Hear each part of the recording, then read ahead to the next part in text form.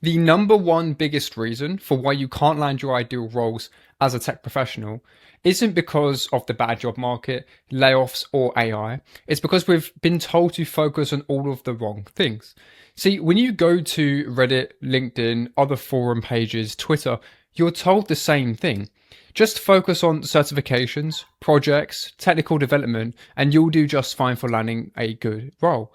But in reality, that's not the case, right? That's not the truth, because when you look at the people telling you to focus on these things, they're focusing on the exact same things as what they say, and they're not in the ideal roles that they want themselves, which begs the question as to why would anybody focus on that if it doesn't yield the results that they actually want to have? And that's the thing that's important, because you're told to just do this for 3, 4, 5 months. And if it doesn't work, double down and do it for 6, 7, 8 months. But in reality, that's leading you further away from landing your ideal role. And here's why. It's because technical skill set development and technical learning overall is going to be an iterative process that has no end. Right? Because if we just continuously focus on that for the foreseeable future, for months and if not years, we're never going to land the ideal roles that we want, because there's more that goes into the hiring process and the decision making than just your technical skill sets alone.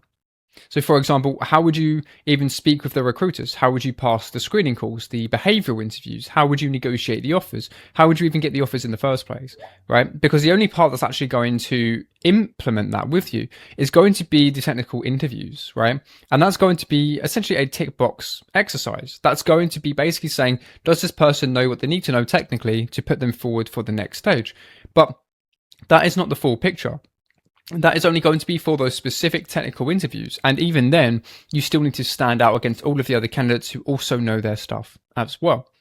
And if we continue to listen to other people who aren't in their ideal roles, who haven't done extraordinary things, then we're going to get the same results as them, which in most cases is rejections, ghostings, not hearing back from recruiters or hiring managers.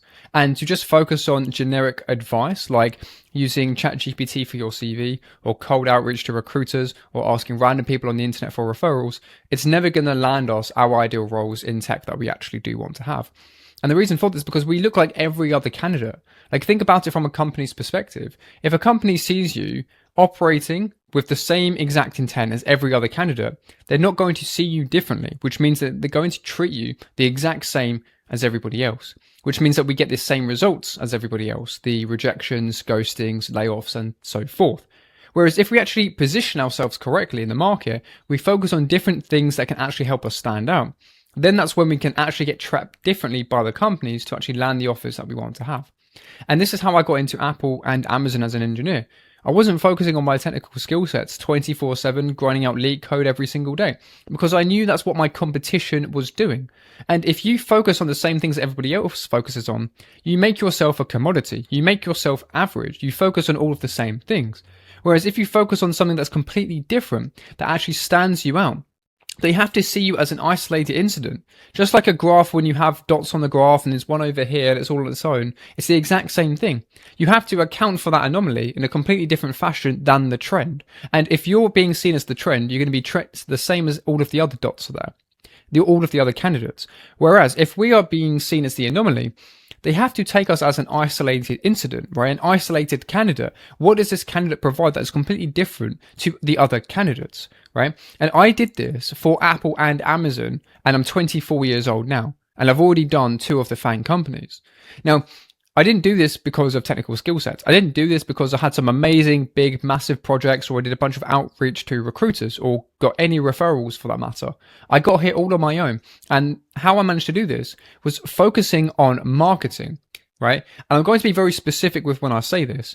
So marketing is how we're being perceived and seen by the companies, and how we're generating that authority for ourselves as well. Because in reality, the full hiring process and decision isn't just based on your technical skill sets. That's a very small part. Instead, what it's going to be on is it's going to be on everything. So it's going to be partially on your technical skill sets, but it's also going to be about how you're being perceived and seen by the companies. What are you saying to the companies and the interviewers, right? In the interview stages and the offer stages, and how are you saying it as well? So the actual messaging there. And I'll give you a clear example when it comes to this. So when it comes to marketing a subcategory would be messaging. So what are we saying, or how are we saying things that is going to dictate the level of perception that we have from the company, how the company effectively sees us. Now, if we enter an interview and we say something like, oh, thank you so much for your time. I've, went through so many interview stages. This is the only one that I got a next stage for. I'm so appreciative of your time. Thank you for actually taking the time to have this interview. What that's effectively going to do is lower your status in the mind of the company and the interviewers to think this person clearly isn't worthwhile to even interview with because they can't land any other offers. There's no demand there. So that's when it goes back to the supply and demand. Because in reality, if we come across wrong, it can actually dictate whether or not we get the offers or not, regardless of our technical skill set. Because in reality, every other tech professional that you're competing with has a good technical skill set as well. What not every one of them has is an edge in the market. And if you market yourself correctly, right, with the right messaging, you're being seen the right way as an authoritative, mature tech professional with strong authority and credibility behind what you've done in the past as perceived value for the future, you'll be able to actually land these offers with ease. And I've implemented these strategies, not only for myself, but also for my clients as well. I did this for working at Apple, working at Amazon, going from 95, 96K as the total compensation for Amazon as an offer, and bringing that up to 111K through 2 emails. And I did that because I was very strategic with how I was being perceived by companies like Amazon and how I was actually generating that authority for myself so the companies can see what they would be missing out on if they weren't to provide me an offer. So marketing is something that is genuinely going to hold the significant portions of the weight here. It's not going to be your technical skill sets. Certifications, they're a cherry on top. Projects, everybody has them. Outreach, everybody's doing them, and they very rarely work. What truly works, and this is something that I've tried and tested and engineered myself, is going to be about having the right level of marketing to be able to stand yourself out as an edge against the competition in the job market. Because if we are being seen as everybody else, we get the same results. If we're seen as an isolated anomaly, right? So through the messaging that we have, what we put out there, the perception that we try to generate inside the company's minds of ourselves as a candidate, that's when we are seen differently. And when we are seen differently, it means we are given more benefits of the doubt for things such as if we get something wrong in an interview. We are seen with more authority, which means that we increase the demand inside the company's minds to know that we're the best choice. And they genuinely feel like they're going to miss out on not actually wanting to hire us. Now, when you get the companies to think like this, it's incredibly easy to not only one, get the offers, but two, to negotiate the offers to make them as best as possible for yourself, right? Because if the company genuinely feels like it's going to be a positive ad of having you in the company, and they feel like if they don't give you exactly what you want, you're going to leave and you're going to just say no to the offer, then they're going to do everything in their power to make sure that you actually take the offer. I'm a senior engineer in the industry at the moment. The original salary, the total compensation for the position that I'm currently in was 72K. Now, I wasn't going to accept something any lower than 90K because that is my kind of market value at the moment. At a minimum.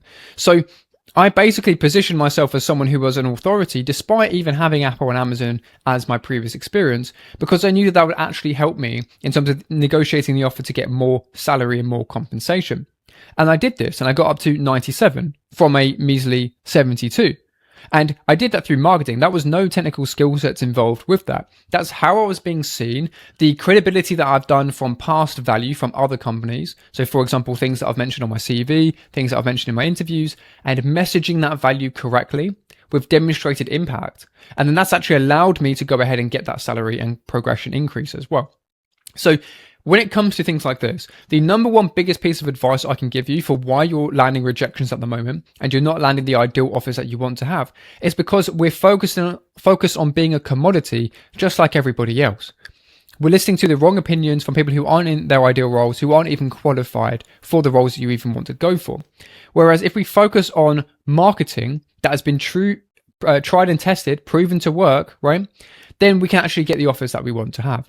This is not only what got me into Apple, it got me into Amazon. It's also what my clients use to land the ideal roles that they want in tech as well.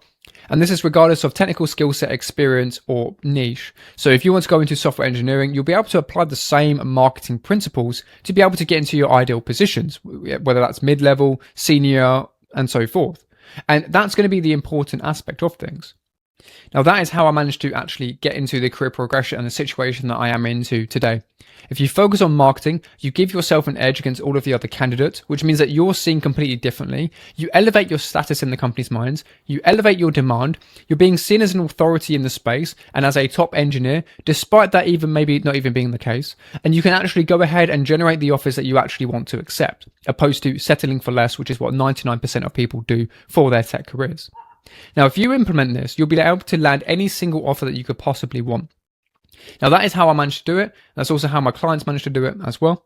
And that's going to be everything. So implement that and you'll do just fine.